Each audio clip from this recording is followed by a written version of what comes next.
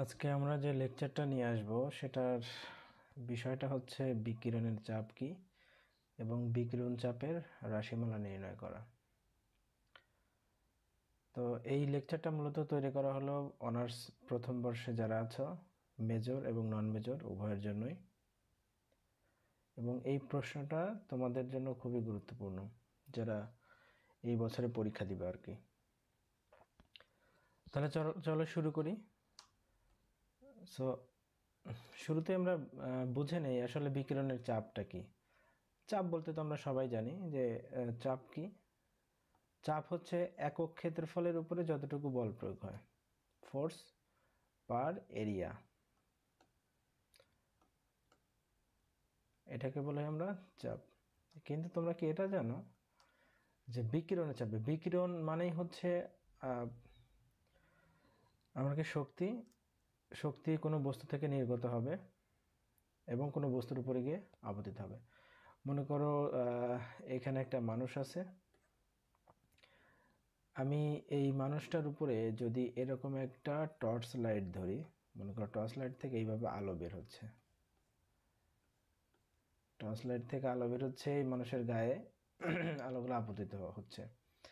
এখন এই মানুষটা কি, এই তার শরীরে যে আলোটা আপতিত হচ্ছে বিকিরণ শক্তি, এই শক্তির ফলে সে কি জায়গা পরিবর্তন করবে বা সে কি ধাক্কা খাবে? আপাত দৃষ্টিতে মনে হচ্ছে না ধাক্কা খাবে না, কিন্তু বাস্তবপক্ষে সে ধাক্কা খাবে, সে একটা ধাক্কা খাবে। অর্থাৎ তার প্রতি একক ক্ষেত্রফলে সে যতটুকু ধাক্কা খায় তাকেই আমরা বলি মূলত বিকিরণের চাপ, তাকেই বলা হয় বিকিরণের চাপ। এবং আমরা এখান থেকে এটাও বের করতে পারি, আমরা যে রকেটগুলো পুরো মহাকাশে যে পাঠাই, অথবা আমরা মহাকাশে যে যে কোনো ধরনের বস্তু পাঠাই, তা সেখানে সোলার প্যানেল, সেখানে বড় বড় আকারের সোলার প্যানেল পাঠানো হয় সেগুলোর সাথে। এবং এই পাঠানোর কারণটা কি? কারণটা হচ্ছে সূর্য থেকে যে শক্তিটা এই প্যানেলে আপতিত হয়, যাকে আমরা বলি হচ্ছে সোলার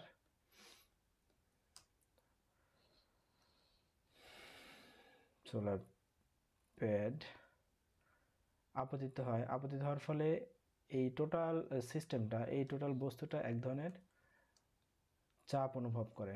এই চাপের ফলে সে সামনের দিকে অগ্রসর হয় এবং আমরা বুঝতে পারি না এই চাপটা কতটুকু, কিন্তু খুব অল্প পরিমাণ হলেও সে একটা চাপ পায়। আজকে আমরা সেটাই দেখব যে বিকিরণ চাপের রাশিমালা কিভাবে আমরা বের করতে পারি। তাহলে চলো শুরু করা যাক। সো আমরা শুরুতে দেখব যে এই বিকিরণ চাপটা আসলে দুই ধরনের হতে পারে। অর্থাৎ মনে করো যে আমার কাছে একটা বস্তু আছে, এই বস্তুর উপর যদি সোজাসুজি আলো পড়ে, মনে করো যে এরকম সোজাসুজি আলো পড়ছে, সোজাসুজি আলো পড়ছে, এটাকে আমরা বলি হচ্ছে লম্বিক চাপ। আবার সেম বস্তুটাই মনে করো সে বস্তুটা এইভাবে আছে, বাট তার উপরে আলো পড়ছে, সোজাসুজি নয়, তার উপরে আলো পড়ছে এইভাবে তির্যক আকারে, তার উপরে আলো পড়ছে তির্যক আকারে। ওকে, এটাকে আমরা বলবো হচ্ছে স্ক্যাটার্ড বা বিক্ষিপ্ত বিক্ষিপ্ত চাপ। তাহলে আজকে আমরা বিক্ষিপ্ত চাপের রাশিমালাটা বের করব। তাহলে এর জন্য আমরা শুরুতেই ধরে নিতে পারি, একটা চিত্র অঙ্কন করি যে আমার কাছে একটা বস্তু আছে, সেই বস্তুতে আমার কাছে একটা বস্তু আছে, সেই বস্তুতে এইভাবে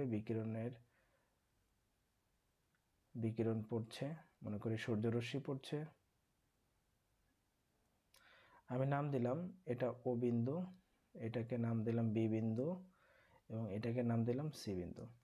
এবং এই যে রশ্মিগুলো পড়ছে এগুলো মনে করে থেটা কোণে বাঁকানো। তাহলে এটা যদি থেটা কোণ হয় আমরা বলতে পারি এটাও থেটা।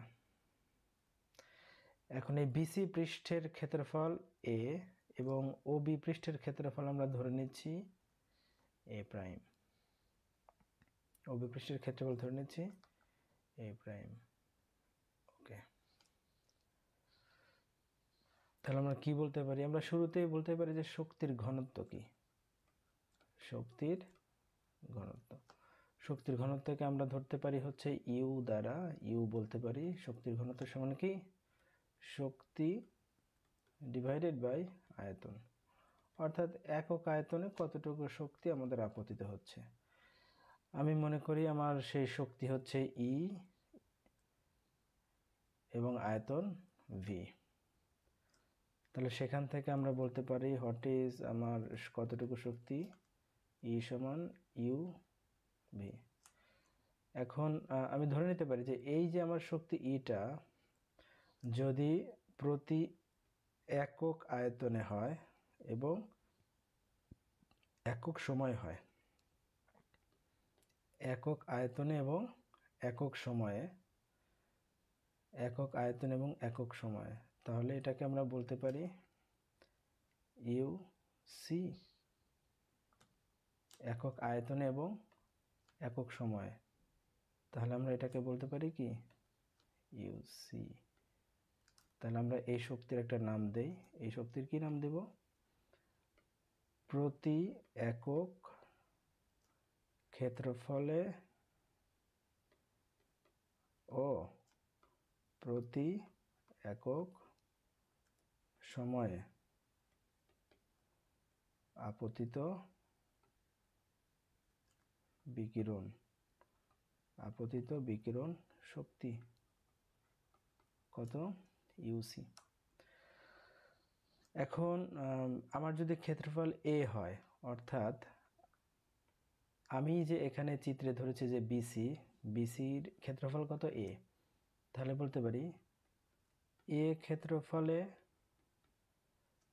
প্রতি একক সময়ে বিকিরণ শক্তি সমান কি লিখতে পারি? ইউসি এ।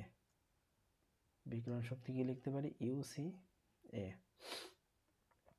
ওকে, তাহলে এই যে ইউসি এ এতটুকু বিকিরণ শক্তি কোন পৃষ্ঠের উপর পড়ছে? বিসি পৃষ্ঠের উপর। আবার এই বিসি পৃষ্ঠের উপরে যতটুকু শক্তি এই বাঁকা হয়ে পড়ছে ঠিক ততটুকু শক্তি কিন্তু ওবি পৃষ্ঠের উপরে চলে আসছে। তার মানে আমরা এখান থেকে এই কনক্লুশনে যেতে পারি যে বিসি পৃষ্ঠে আপতিত শক্তিটাই হচ্ছে ওবি পৃষ্ঠের আপতিত শক্তি। তাহলে বিসি পৃষ্ঠের আপতিত শক্তি হচ্ছে কি? ওবি পৃষ্ঠের আপতিত শক্তি।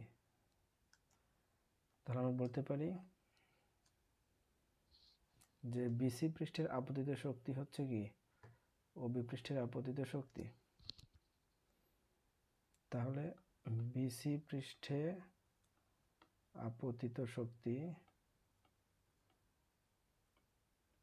সমান ওবি পৃষ্ঠে আপতিত শক্তি। তাহলে এবং এই শক্তির মানটা কি? এই শক্তির মানটা হচ্ছে ইউসি এ, ইউসি এ। তাহলে আমরা এখানে ধরেই নিয়েছি ওবি পৃষ্ঠের ক্ষেত্রফল কত? এ প্রাইম। তাহলে এই ক্ষেত্রফলের জন্য যদি ইউসি এ হয় তাহলে ওবি পৃষ্ঠের ক্ষেত্রফল হচ্ছে এ প্রাইম। তাহলে এ প্রাইম ক্ষেত্রফলের জন্য, এ প্রাইম ক্ষেত্রফলের জন্য আপতিত শক্তি কত? আপতিত শক্তি ইউসি এ। তাহলে একক ক্ষেত্রফলের জন্য আপতিত শক্তি কত হবে? UC A divided by A prime, UC A divided by A prime. এখন এর ভ্যালু কত? আমরা যদি ও সি বি এই ত্রিভুজটা যদি আমরা দেখি যে ও সি বি ত্রিভুজে, ত্রিভুজ ও C B A cos theta সমান কি লিখতে পারি? কস থিটা সমান লিখতে পারি এ বাই এ প্রাইম, ভূমি বাই অতিভুজ। তাহলে এ সমান কি দাঁড়াচ্ছে? এ প্রাইম কস থিটা। তাহলে এ সমান কি দাঁড়াচ্ছে? এ প্রাইম কস থেটা। তাহলে আমরা মানটা বসাইতে পারি কোথায়? এখানে যদি মানটা বসাইতে লিখে হবে UC A prime cos theta divided by A prime. So ultimately দাঁড়ালো ইউসি কস থেটা। সো এইটা হচ্ছে আমার শক্তি, এটা হচ্ছে আমার আপতিত শক্তি কোন পৃষ্ঠে? ওবি পৃষ্ঠে। তাহলে এটা আমার হচ্ছে ওবি পৃষ্ঠের একক ক্ষেত্রফলে একক সময়ে আপতিত শক্তি, আপতিত বিকিরণ শক্তি ইউসি কস থেটা। ওকে, তাহলে এখন আমরা কি বের করব? আমরা যেহেতু প্রেসার বের করব, চাপ, তাহলে চাপ সমান কি আসলে? চাপ সমান হচ্ছে বল বাই ক্ষেত্রফল। তো আমরা যদি লিখি যে পি সমান F by A, what is F? আমরা নিউটনের সেকেন্ড ল থেকে জানি যে এফ সমান কি? ভরবেগের পরিবর্তন ডিভাইডেড বাই সময়। সেটা যদি একক ক্ষেত্রফলে এবং একক সময় ভরবেগের পরিবর্তন, সেটাই কি আমাদের চাপ। তাহলে বলতে পারি what is pressure? Pressure is defined as the change of momentum per unit area per unit time, per unit area per unit time. তাহলে সেটাকে আমরা কিভাবে লিখব? সেটাকে লিখব আমরা এভাবে, ইকুয়াল টু কি লিখতে পারি? প্রতি সেকেন্ডে ভরবেগের পরিবর্তনকে লিখতে পারি হচ্ছে UC cos theta divided by C. কারণ এটা কোথা থেকে পেলাম? এটা পেলাম হচ্ছে আমরা এখান থেকে। আমরা জানি যে ফোটনের জন্য যেহেতু বিকিরণ শক্তি আমার ফোটন, তাহলে ফোটনের মোট শক্তি এমসি স্কোয়ার সমান কি লিখতে পারি? H new. মোট শক্তি সমান এইচ নিউ হচ্ছে ফোটনের শক্তি। তাহলে এমসি সমান কি লিখতে পারি? H nu by C. What is H nu? H nu মানে হচ্ছে ই ডিভাইডেড বাই সি। এখানে এমসি হচ্ছে ভরবেগ, অর্থাৎ P equal to E by C.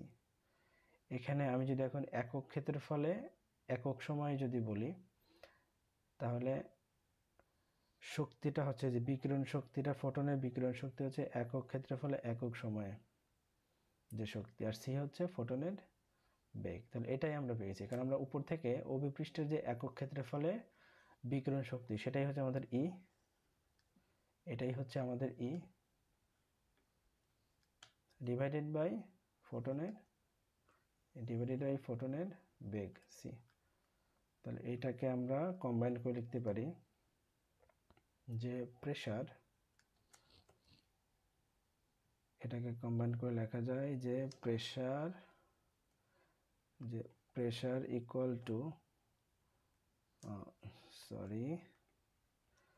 Pressure equal to U cos theta. এখন এই প্রেসারটা কোন প্রেসার? এইটা হচ্ছে ওবি পৃষ্ঠের প্রেসার, ওবি পৃষ্ঠের চাপ। এখন আমাদের চাপটা দরকার কোথায়? কার জন্য চাপটা দরকার? আসলে আমার ওবি পৃষ্ঠের জন্য চাপ দরকার না, আমার দরকার হচ্ছে ওডি পৃষ্ঠের জন্য চাপ। তাহলে ওবি পৃষ্ঠের চাপ যদি ইউ কস থেটা হয়, তাহলে ওডি পৃষ্ঠের চাপ কত হবে? অর্থাৎ এটা হচ্ছে ভরবেগের পরিবর্তন, চাপ মানে কি? ভরবেগের পরিবর্তন। তাহলে সেটা কত হবে? সেটা হবে হচ্ছে, দেখি আমরা, সেটা হবে হচ্ছে ওডি পৃষ্ঠে, তাহলে ওডি পৃষ্ঠের চাপটা হবে পি সমান U cos theta into cos theta, কারণ তার উপাংশ ইউ কস থেটার উপাংশ। কোন উপাংশ?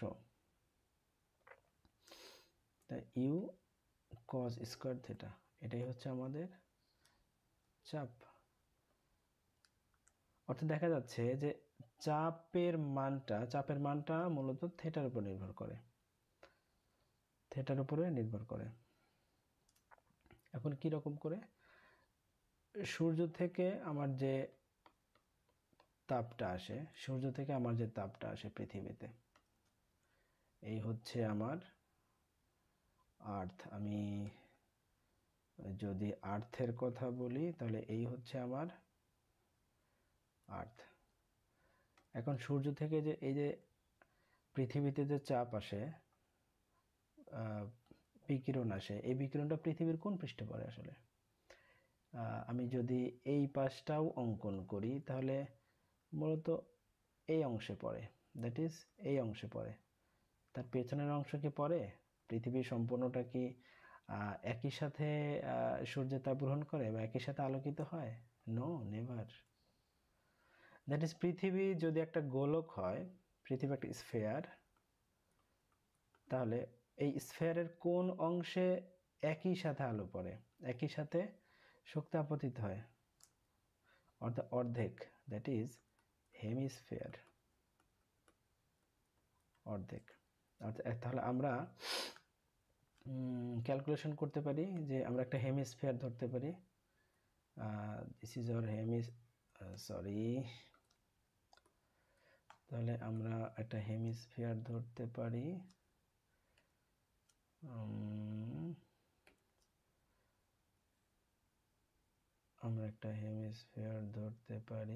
ওকে, হেমিস্ফিয়ার ধরতে পারি। চিত্রটা ভালো করে একটু আঁকাই, বুঝতে যেন সুবিধা হয়। ওকে, আমরা একটা হেমিস্ফিয়ার ধরতে পারি যার রেডিয়াস থাকবে হচ্ছে, কোন পর্যন্ত রেডিয়াস থাকবে? রেডিয়াস হচ্ছে আর। ওকে, যার রেডিয়াস হচ্ছে আর। এই হেমিস্ফিয়ারে আমরা ছোট্ট একটা রিং চিন্তা করতে পারি, ছোট্ট একটা রিং, এর ভেতরে একটা রিং চিন্তা করতে পারি। চিত্র আঁকানো খুবই মুশকিল। ছোট্ট একটা রিং চিন্তা করতে পারি এবং আমরা এই রিং এর একটু ছোট্ট একটা পরিবর্তনও দেখব।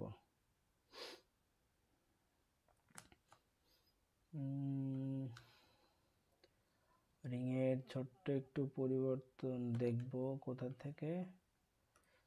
ছোট্ট একটা পরিবর্তন দেখব,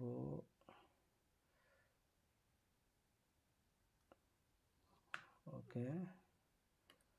চিত্র আঁকানো এত মুশকিলের কাজ, খুবই মুশকিল।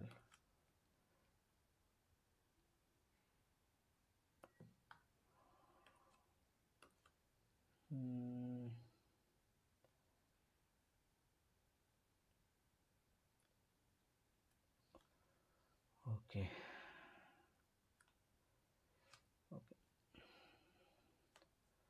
আমরা ধরে নিচ্ছি এইটা হচ্ছে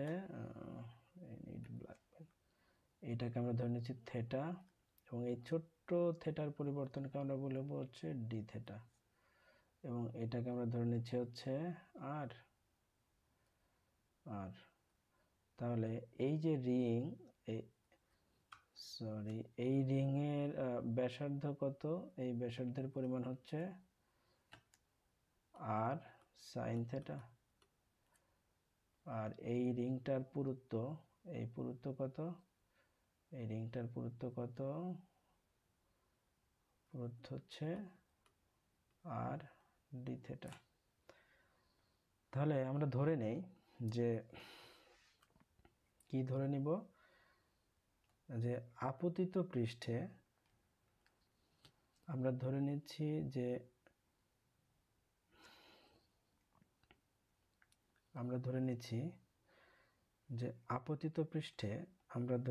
যে আপতিত পৃষ্ঠে অর্থাৎ এই হেমিস্ফিয়ারের পৃষ্ঠে n সংখ্যক কি আছে? বিম আছে, n সংখ্যক বিম আছে। ওকে, এবং এই হেমিস্ফিয়ারের ক্ষেত্রফল a সমান 2 পাই আর স্কয়ার। n সংখ্যক p আছে, তাহলে একক ক্ষেত্রফলে যদি n সংখ্যক বিম থাকে তাহলে আমরা বের করব যে এই রিংটাতে কতগুলো বিম আছে, তাহলে একক ক্ষেত্রফলে বিম আছে কতটুকু, একক ক্ষেত্রফলে বিম আছে n by 2 pi R square. Okay, n by 2 pi R square. তাহলে আমার ওই রিং এর ক্ষেত্রফল কত, এখান থেকে দেখি রিং এর ক্ষেত্রফল।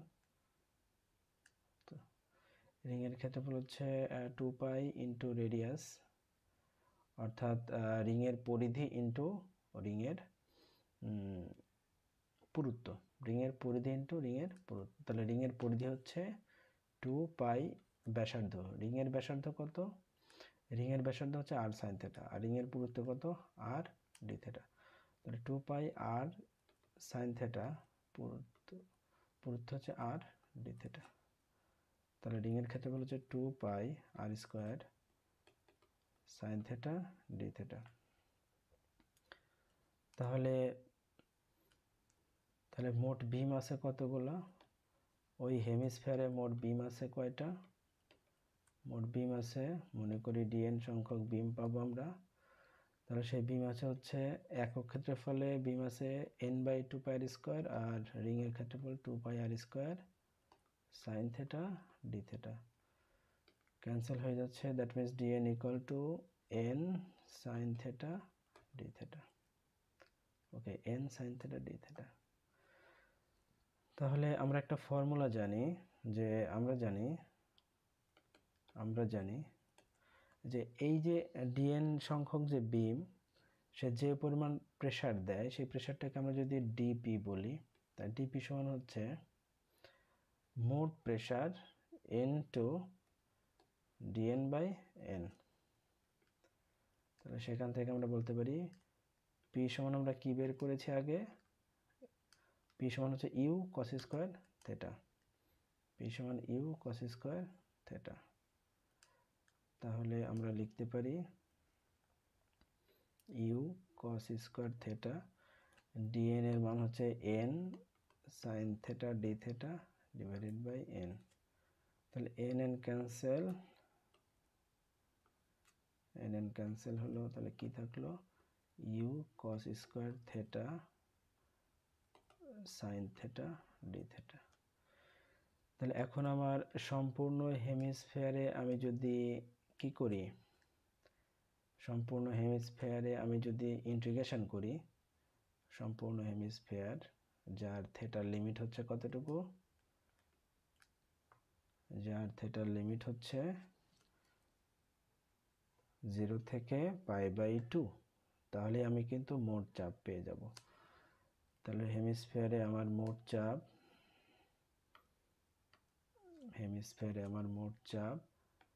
Pressure equal to summation of DP সমান সামেশন অফ লিমিটটা 0 থেকে pi by 2 U cos square theta sine theta D theta.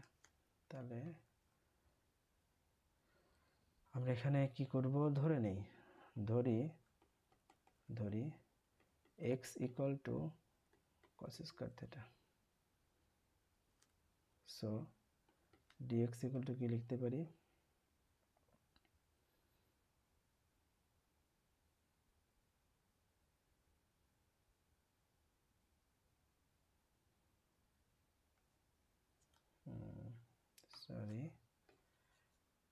Sorry আমরা ধরতে পারি এখানে যে x equal to cos theta, তাহলে dx ইকুয়াল লিখতে পারি minus sin theta d theta. এখন আমরা যদি লিমিটের দিকে লক্ষ্য করি,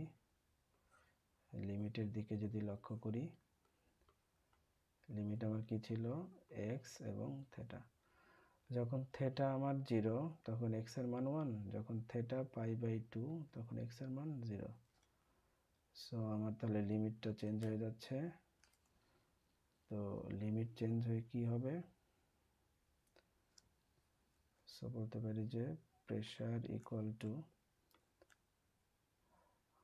মাইনাস কি চলে আসলো 1 থেকে 0 cos থেটার জায়গায় x, তার মানে x স্কোয়ার, আর সাইন থেটা ডি থেটার জায়গায় dx। তাহলে এটাকে আমি যদি আর ইউ তো ছিল সাথে, এটাকে আমি যদি মাইনাস দিয়ে লিমিটটা চেঞ্জ করে দিই তাহলে হবে হচ্ছে ইউ 0 থেকে 1 এক্স স্কোয়ার ডিএক্স। তাহলে এটাকে আমি লিখতে পারি ইউ x³/3, লিমিট বসে গেল 0 থেকে 1। আমি যদি এটাকে লিমিট বসাই তাহলে আসবে হচ্ছে ইউ 1/3 মাইনাস 0/3, অর্থাৎ আসবে হচ্ছে u/3।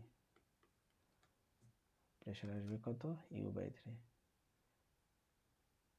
This is the pressure what we are searching about. So এই হলো আমাদের রেডিয়েশন প্রেশার, বিকিরণ প্রেশার। কার জন্য?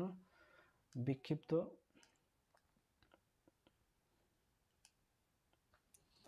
এই হলো আমার রেডিয়েশন প্রেশার কার জন্য? বিক্ষিপ্ত বিকিরণের জন্য। তাহলে বিকিরণ চাপের রাশিমাল আমরা পেয়ে গেলাম। আমরা যদি শুরু থেকে বিষয়গুলো ধরি যে বিকিরণ দুই রকম হতে পারে, বিকিরণ চাপ দুই ধরনের হতে পারে, একটা হচ্ছে লম্বিক চাপ এবং আরেকটা হচ্ছে কি বিক্ষিপ্ত চাপ। এবং শক্তি ঘনত্ব কি? শক্তি এবং বাই আয়তন, যে একক আয়তনে কতটুকু শক্তি। সেখান থেকে আমরা প্রথমে এই চিত্রটা অঙ্কন করে নিব যে বিক্ষিপ্তভাবে আমার কিছু বিকিরণ আসছে, যাকে আমরা ও বি সি ডি বিভিন্ন অক্ষর দিয়ে সূচিত করলাম এবং থেটা কোণ করে আসছে। সেখান থেকে প্রতি একক ক্ষেত্রফল এবং প্রতি একক সময়ে আপতিত বিকিরণ শক্তি বের করলাম ইউসিএ। তারপরে বিসি পৃষ্ঠের জন্য বের করে নিলাম যে শক্তিটা ইউসিএ। তাহলে ওবি পৃষ্ঠের জন্য আমাদের বের করতে হবে ওবি পৃষ্ঠের ক্ষেত্রফল এ প্রাইম। আমরা ওসিবি এই ত্রিভুজ থেকে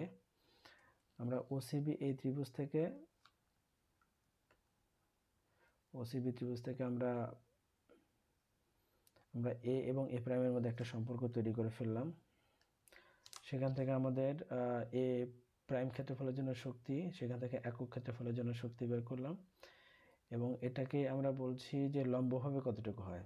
তাহলে লম্বভাবে হচ্ছে তার cos থেটার গুণ। তাহলে ওবি পৃষ্ঠের জন্য আমাদের চাপ বের করতে হবে এবং কোন চাপ? যেটা লম্বভাবে আপতিত হচ্ছে, এবং সেটার মান হচ্ছে ইউ cos স্কয়ার থেটা।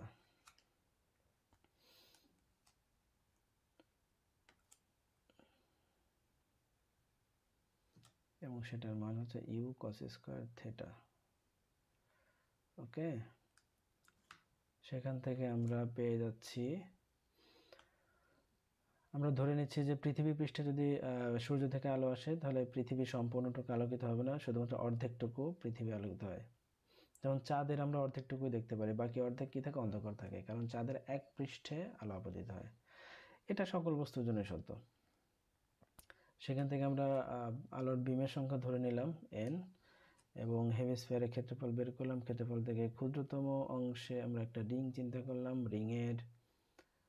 রিংয়ের মধ্যে কতটুকু বিম আছে সেটাও বের করে নিলাম এবং সেখান থেকে আমাদের শক্তির সামান্যটুকু ডিপি বের করলাম। সেই ডিপি বের করার ফলে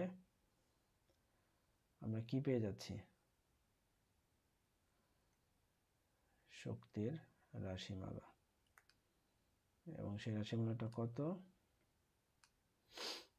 সেই রাশিমালা হচ্ছে P সমান U/3। এটাকে আমরা আরো সুন্দরভাবে বলতে পারি, আসলে আমাদের এই যে বিকিরণ চাপ এটা ত্রিমাত্রিক। পৃথিবী কয় মাত্রা? ত্রিমাত্রা, অর্থাৎ এক্স অক্ষ বরাবর, ওয়াই অক্ষ বরাবর এবং জেড অক্ষ বরাবর। তাহলে P সমান U/3 এটাকে আমরা বলছি হচ্ছে প্রতি অক্ষে। কোন অক্ষে? প্রতি অক্ষে u/3 চাপ, u/3 চাপ। এখন যদি আমরা মোট চাপ হিসাব করি যে মোট চাপ কতটুকু আছে, প্রতি অক্ষে 3, তাহলে মোট চাপ ইন্টু 3 অর্থাৎ ইউ, অর্থাৎ বিকিরণ চাপ হচ্ছে আমার শক্তি ঘনত্বের সমান। বিকিরণ চাপ হচ্ছে আমার মূলত শক্তি ঘনত্বের সমান, এটা আমরা বলতে পারি। ওকে, তাহলে আজকে এই পর্যন্তই থাকবে। তোমরা অবশ্যই লাইক করবা, কমেন্ট করবা এবং শেয়ার করবা। ওকে, তাহলে আজকে এই পর্যন্তই। আল্লাহ হাফেজ।